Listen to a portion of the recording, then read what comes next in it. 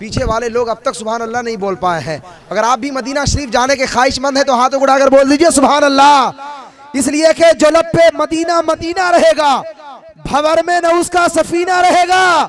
बुलाएंगे आका मदीना उसी को जो बेचैन 12 महीना रहेगा। बुलाएंगे आका मदीना उसी को जो बेचैन 12 महीना रहेगा। मदीने में दुरूदों का जो तोहफा भेज देता है, खुदा उसकी हिफाजत को फरिश्ता भेज देता है। खुदा देता है बरकत ऐसे बेटों की कमाई में जो अपने बाप और माँ को मदीना भेज देता है। खुदा देता है बरकत ऐसे बेटों की कमाई में जो अपने बाप और माँ को मदीना भेज देता है। अभी ख्वाजा गरीब नवाज की मुकद्दस बारगाह में अभी मनकबत का एक शेर पढ़ रहे थे शायर आज़म हिंदुस्तान जनाब खुशतर ससरामी। मैं ये चाहता हूँ कि वो मनकबत का शेर मैं भी पढ़ दूं, है ना, पढ़ दूं। कितने लोग की इजाजत है? हाथ उठाकर बोले। सबकी इजाजत है। शेर सुन ले। नबी का इश्क जो सीने में पाल लेता है, अगर दिल है तो धड़कते हुए दिल से सुभान अल्लाह के अल्फाज बुलंद होंगे। मुलाजा कर ले, पीछे वाले भी शिरकत हो कर ले, पीछे वाले हाथ उठाकर बोल दे। नबी का इश्क जो सीने में पाल लेता है वो आंधियों में भी रास्ता निकाल लेता है। नबी का इश्क जो सीने में पाल लेता है वो आंधियों में भी रास्ता निकाल लेता है। मेरे नबी का जो बेटा है एक मोइनुद्दीन, वो एक मुल्क अकेले संभाल लेता है। मेरे नबी का जो बेटा है एक मोइनुद्दीन, मेरे नबी का जो बेटा है एक मोइनुद्दीन, मेरे नबी का जो बेटा है एक मोइनुद्दीन, वो एक मुल्क अकेले संभाल लेता है।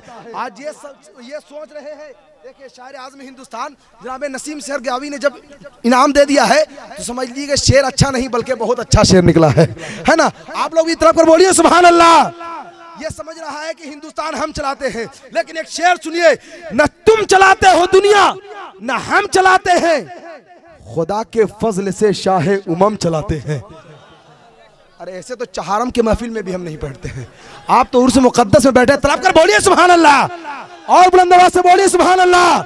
न तुम चलाते हो दुनिया न हम चलाते हैं, खुदा के फजल से शाहे उमम चलाते हैं। और नसीब पहले मदीने में लाया जाता है, फिर उस पे शाहे मदीना कलम चलाते हैं। नसीब पहले मदीने में लाया जाता है, फिर उस पे शाहे मदीना कलम चलाते हैं।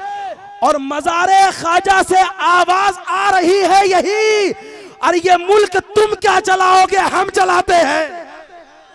ख्वाजा से आवाज आ रही है यही, ये मुल्क तुम क्या चलाओगे हम चलाते हैं। मेरे पास बहुत लंबी शायरी है लेकिन इस वक्त तायर मोहब्बत की सूरत में कैद है शायर आज़म हिंदुस्तान, जो अल्हम्दुलिल्लाह शहर गया से निकलकर पूरे हिंदुस्तान में क्लासिकल लहजे का एक बेहतरीन बादशाह कहलाने वाला शायर शायर आज़म हिंदुस्तान जनाब नसीम सहरगावी, जो अल्हम्दुलिल्लाह आज से कुछ दिन पहले भावनगर उड़ीसा में अल्हम्दुलिल्लाह कामयाबी का परचम लहराया था और एक नंबर से अल्हम्दुलिल्लाह तलब कर बोले सुभान अल्लाह एक नंबर पर आकर अपने जिला का नाम रोशन किया था। वो कीमती लहजा आपके सामने मौजूद है। कसम खुदा की जब ये नात पढ़ते हैं, अगर ये नात पढ़ते हैं, कोई शख्स कुएं में गिर जाए तो इनकी आवाज की रस्सी इतनी मजबूत है कि इनकी नात को सुनकर कुएं में डूबने वाला इंसान रस्सियों के सहारे बाहर आ जाता है। सुभान अल्लाह, है ना। आवाज की रस्सी इतनी मजबूत है कि कुएं में गिरने वाला इंसान इनकी आवाज की रस्सियों के सहारे बाहर आ जाता है। लिहाजा आइए इस अजीम शायर का इस्तकबाल किस अंदाज में करना है मुझको बताने की जरूरत नहीं पड़े। दोनों हाथों को पहले उठा लीजिए, उसके बाद नारा लगाइए। दोनों हाथों को पहले उठा लीजिए। नारे तकबीर। अभी भी आवाज नहीं निकल रही है, बुलंद आवाज से नारे का जवाब दे। नारे रिसालत, नारे रिसालत। वाहिदे मिल्लत कॉन्फ्रेंस, वाहिदे मिल्लत कॉन्फ्रेंस।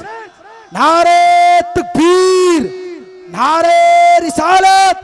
इस शेर के साथ जनाबे नसीम सहरगावी की आमद हो रही है कि लबों पे अपने है नाते रसूल के नगमे। ये किसने कह दिया कि उदास बैठे हैं, सुनाए इस तरह नाते नबी नसीम सहर लगे के गुंबदे खजरा के पास बैठे हैं।